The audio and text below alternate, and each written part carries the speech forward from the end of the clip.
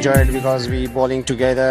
Match জয়ের পরে মুস্তাফিজকে নিয়ে উত্তাল পাকিস্তান। সুন্দরী থেকে শুরু করে সবার যেন মন জয় করে নিলেন cutter master Mustafizur Rahman. Match জয়ের পরেই মুস্তাফিজ বন্দনায় একই বললেন ধারাভাষ্যকার রমেশ রাজা, কি বললেন দলের অধিনায়ক শাহিন শাহ আফ্রিদি ও বাকি খেলোয়াড়রা।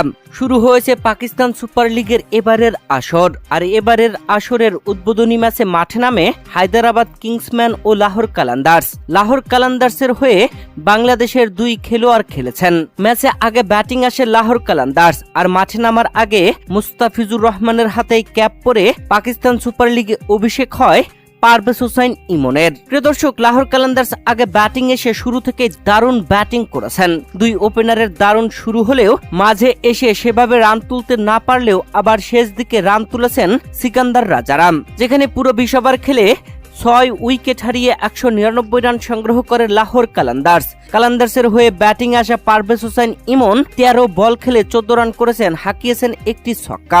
দলের হয়ে একমাত্র 50 তুলে নিয়েছেন ওপেনার ফাকার জামান।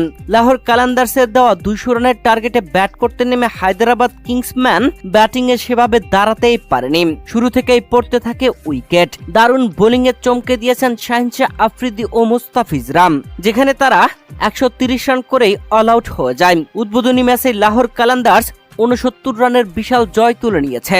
কম উইকেট নিয়েও জয়ের নায়ক বুনে গেছেন মুস্তাফিজুর রহমান, যেখানে এ ম্যাচে মুস্তাফিজুর রহমান বল হাতে 4 ওভার বল করেছেন। 24টি ডেলিভারিতে কিংসম্যানের ব্যাটাররা কেউ মারতে পারেনি কোনো বাউন্ডারি। 4 ছক্কার বাউন্ডারি ছাড়া বোলিং এ চমকে দিয়েছেন মুস্তাফিজুর রহমান। আর মুস্তাফিজুর রহমান যখন বল করছিলেন তখন ধারাভাষ্যক কক্ষ থেকে প্রশংসায় ভাসাচ্ছিলেন পাকিস্তানি ধারাভাষ্যকাররা। রমেশ রাজা তো রীতিমতো প্রশংসা করেছেন। বামহাতি মুতিয়া মুরালীধরন বলেছেন মুস্তাফিজকে।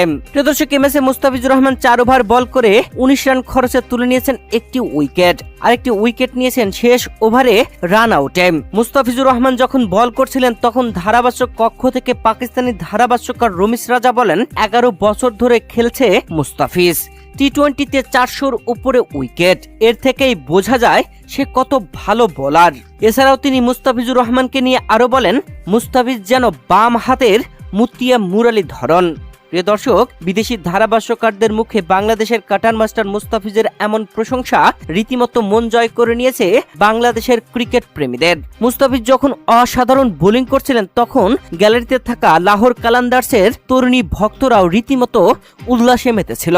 69 রানের দারুণ জয়ে এবারের পিএসএল আসর শুরু করেছে লাহোর কালান্দার্স। আর ম্যাচ জয়ের পরে লাহোর কালান্দার্সের অধিনায়ক শাহিন শাহ আফ্রিদি বলেন,